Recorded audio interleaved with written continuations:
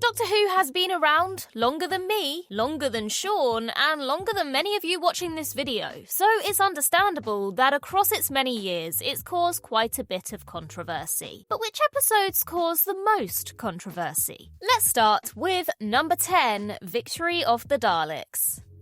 It was smart of Stephen Moffat to identify that people had become used to the over-reliance on Daleks during the first Russell T Davies era, and he sought to rectify this during his tenure. While the Daleks were only retired in Moffat's second series, and even then there was still a Dalek cameo in The Wedding of River Song, Victory of the Daleks attempted to reinvent the metal meanies. The result was a bold reimagining, to say the least, which saw the previous bronze design upgraded to every colour of a packet of Skittles. The upgrade was partly practical, as the older models were dwarfed by Matt Smith and Karen Gillan, and the new Daleks were designed to be taller to accommodate for this. While the designs were admirable for their looming stature and for paying homage to the multicoloured Daleks of the Peter Cushing movies, they were also ridiculed by many sections of the fanbase, for obvious reasons. Whether it was people picking apart their weird hunchback stature or comparing their bright colours to the Teletubbies, Moffat was forced to make a U-turn and bring back the previous bronze models after having exterminated them in this same episode. Moffat later acknowledged that the new Dalek design was a bit misjudged, saying, quote, "It's all my fault, no one else's fault. I don't think that was a great idea." Hey, at least he's honest about it. Number 9, the TV movie. Tonally, the 1996 TV movie was a wild departure from the classic series, and was a tough pill for many fans to swallow at the time. While today the episode feels rather quaint, at the time its more modern storytelling and the perceived Americanization of a quintessentially British show caused a bit of a stir. And at times it does feel like the people behind this failed pilot had never watched an episode of classic Doctor Who. One of the most bizarre moments was a throwaway line that Paul McGann's Doctor utters about being half human on my mother's side. This opened the floodgates to questions about why the episode was seemingly rewriting the character's history, even if it was probably just meant as a joke. And of course, there's the infamous kiss between the Doctor and Grace, a first in Doctor Who's history after his previous indifference to these more romantic urges. While controversial at the time, this has since paved the way for modern Doctor Who's more romantic Doctor portrayal, as seen most noticeably in David Tennant and Matt Smith's incarnations, with storylines like Thasmin and Rogue to follow. There have even been stories of the TV movie's writer Matthew Jacobs and producer Philip Siegel being confronted by angry Whovians, which, while obviously a step too far, is indicative of how fans have reacted to the story across the years. Number 8, The Time of Angels and Flesh and Stone.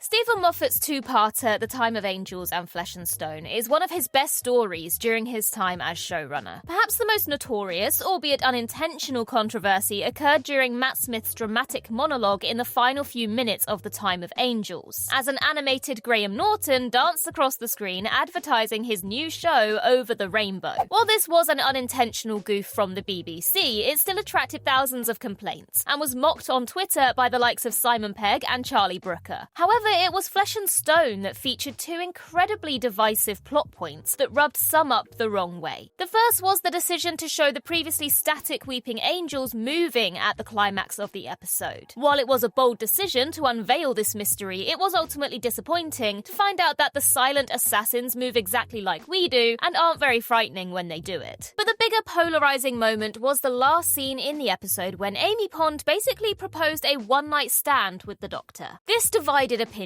with some noting that it was an inappropriate plot point for a family series, and once again Stephen Moffat came out and admitted it was a mistake, observing, quote, "There's a brilliant scene to be written there and I entirely avoided writing it. I played it for laughs and it's so wrong." Number 7, The Deadly Assassin. During Tom Baker's third season as the Doctor, the show began testing the waters regarding how far it could go, which resulted in a story called The Deadly Assassin. This four-parter was flagged by one outraged critic, Mary Whitehouse, who claimed it showed excessive graphic violence being dished out and received by the Doctor. Whether it was the Doctor appearing to shoot the Time Lord President or the Master appearing as a horrific rotten skeleton in what one critic called one of the, quote, most revolting images presented on Tea Time TV, it felt like the show had taken a darker turn after the more light-hearted romping of the Third Doctor's unit era. This is best encapsulated by the infamous cliffhanger of the Doctor being held down in some water on the verge of drowning before the episode cuts to the end credits. That last image of the Doctor being essentially waterboarded was deemed so controversial that Mary Whitehouse publicly campaigned against it, and the BBC issued an apology and cut out the sequence from the master tape. While it may have been pushing the boundaries of what was acceptable for primetime television at the time, it certainly didn't warrant that kind of censorship. And looking back, it's nowhere near as bad as some of the other crazy violence we've seen elsewhere in the show. Number 6. Kill the Moon.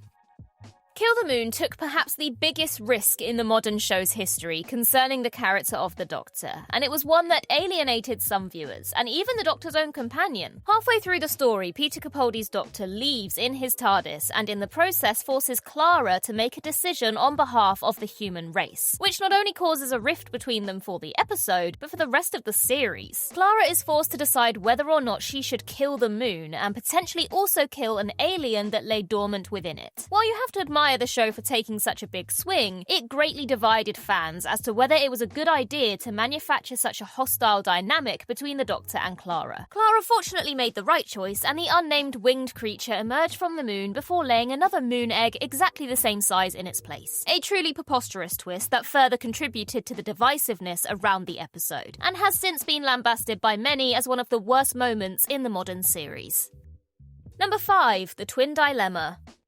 Universally considered one of the worst episodes in the show, The Twin Dilemma was dubbed by Russell T Davies as, quote, the beginning of the end for the classic series of Doctor Who. Much like Space Babies was the beginning of the end for the Disney era. It's incredible to think that The Twin Dilemma was Colin Baker's first ever story, meaning he was fighting an uphill battle from the start. The intention to make the Sixth Doctor a more prickly incarnation was interesting, particularly having not attempted this dynamic since arguably William Hartnell, and even then not to the same extent. But the execution here was not good. Baker's job was made even harder by having to follow one of the show's strongest stories in the Caves of Androzani, which wave farewell to the Fifth Doctor. The Twin Dilemma is marred with controversy, from the Doctor's abrupt standoffish manner to the infamous Technicolor Dreamcoat that made Peter Davison's cricket attire look subtle in comparison. This is before we even get to the Doctor strangling Perry on the floor of the TARDIS in what is one of the lowest moments ever. Consequently, the serial has the honour, I guess, of being voted either the worst or second worst Doctor Who story ever by readers of Doctor Who magazine on a couple of occasions. Number 4. Hellbent. Has there ever been another Doctor Who episode that has people calling it a masterpiece or a failure in equal measure? After the heartbreaking Face the Raven and the stunning Heaven Sent, the Series 9 finale had a lot of expectations on its shoulders, and depending on who you ask, it either failed miserably or knocked it out of the park. The conclusion to the hybrid arc of Series 9 does fall a little flat, and the return of Gallifrey and the Time Lords was mixed. The biggest sticking point, though, is the resurrection of Clara, which undermined how well her death was handled in the previous episode. Not to mention the bold decision to make the Doctor the villain of the piece, which unsurprisingly divided opinion. But when Hellbent works, it really works. Peter Capaldi and Jenna Coleman are in electric form, and they carry the episode so damn well. The framing device of the Doctor and Clara in the diner, along with the revelation that the Doctor has forgotten her, is an example of Moffat's timey-wimey writing at its absolute best. And though there are definitely more people in the Clara should have stayed dead camp, plenty find her resurrection a natural way for the story to go. The Doctor and Clara were always a duo that pushed each other's limits, and so for the Doctor to go this far to save her was a fitting final note. No doubt Hellbent will be debated until the heat death of the universe. Is it the pinnacle of all that was wrong with the Moffat era, or misunderstood genius? Ask 100 Doctor Who fans and you're likely to get an even split of responses. Or just check the comments on this video, I guess. Number 3. The Talons of Weng-Chiang. The Talons of Weng-Chiang is considered one of the best classic stories, not just of Tom Baker's era, but of the whole of Doctor Who. Russell T Davies has even called it, quote, the best dialogue ever written. However, this may be the ultimate example of history catching up with the show, as in parts, the story is almost unwatchable now. The serial sees the Doctor in the middle of a Victorian mystery, complete with a Sherlock-esque deerstalker hat, but with uncomfortable Chinese stereotypes sprinkled throughout, most notably with white actors dressed up as Asian characters with exaggerated Chinese accents to match. For obvious reasons, the serial has proven quite a controversial one as the years have rolled by. Streaming service BritBox was forced to slap it with a content warning amid complaints from viewers, while the story also contains an apologetic content warning on its iPlayer page, explaining that the serial reflects the broadcast standards and attitudes of its time. While yes, to some extent, the story is a product of its time, it's a shame that the episode sunk to these levels and tarred the reputation of this serial with lazy stereotypes that have aged horrifically.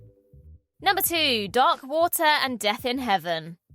Remember that Doctor Who story where the afterlife was fake news? Following the 12th Doctor and Clara as they attempt to find the dead as a doornail Danny Pink in what is claimed to be heaven, Series 8's penultimate episode Dark Water has some awesome visuals, an effective slow burn mystery surrounding the Cybermen, and a killer twist with the mysterious Missy revealing herself to be our newest and perhaps craziest incarnation of the Master. But concluding episode Death in Heaven unfortunately isn't as good, with a thoroughly underwhelming resolution in which Missy weirdly tries to give the Doctor a cyber army, while Danny lumps Clara with a kid who she then has to somehow return to Afghanistan without the Doctor's help, to a family she's not even sure is still alive. Middling quality and some other questionable decisions aside, hello there, Cyberbrig, this story was divisive for a whole other reason, with Dark Water becoming one of the most complained about Doctor Who episodes in history, thanks to its infamous "don't cremate me" twist. The BBC was forced to issue a response to the criticism, saying, quote, "Doctor Who is a family drama with a long tradition of tackling some of the more fundamental questions about life and death. We were mindful of the themes explored in Dark Water and are confident that they are appropriate in the context of the heightened sci-fi world of the show. Whether or not you feel that this moment went too far, it undeniably pushed the show into a highly disturbing place, especially for something broadcast at tea time. No doubt poor little Timmy was thoroughly traumatized while polishing off his turkey dinosaurs and potato waffles."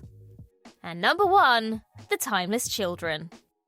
One way to cause instant controversy is to play around with the 60-plus year mythology of Doctor Who, and no story in the show's history has been accused of contradicting and overwriting the mythology as much as The Timeless Children did in 2020. While the Russell T Davies and Stephen Moffat eras played fast and loose with the Time Lords, wiping them out one second and reintroducing them the next, this episode touched more on a nerve because it directly rewrote the history of the Doctor. The revelation that the Doctor was the timeless child who had lived many lives and was the template that Time Lords are based on is something that is still a heavily contentious issue among Whovians today. There's the implication that it rewrites the incarnation count of the Doctor, potentially meaning that the first Doctor could well be the 76th Doctor, not to mention the billion other small ways the revelations of this episode affected previously established Doctor Who canon. Proving how controversial the twist was, it was even criticised by former Doctor Who creatives. Classic-era script editor Andrew Cartmel said that it, quote, depletes the mystery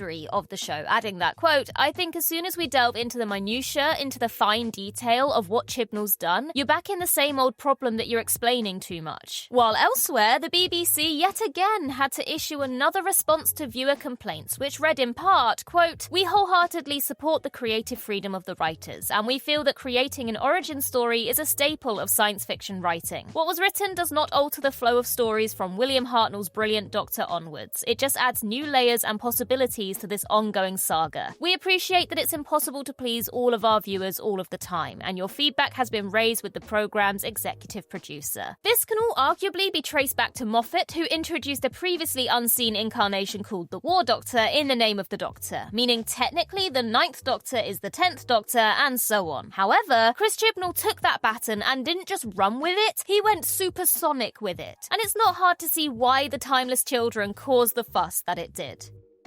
And that concludes our list. Thank you everybody for watching, and in the words of Riversong herself, goodbye, sweeties.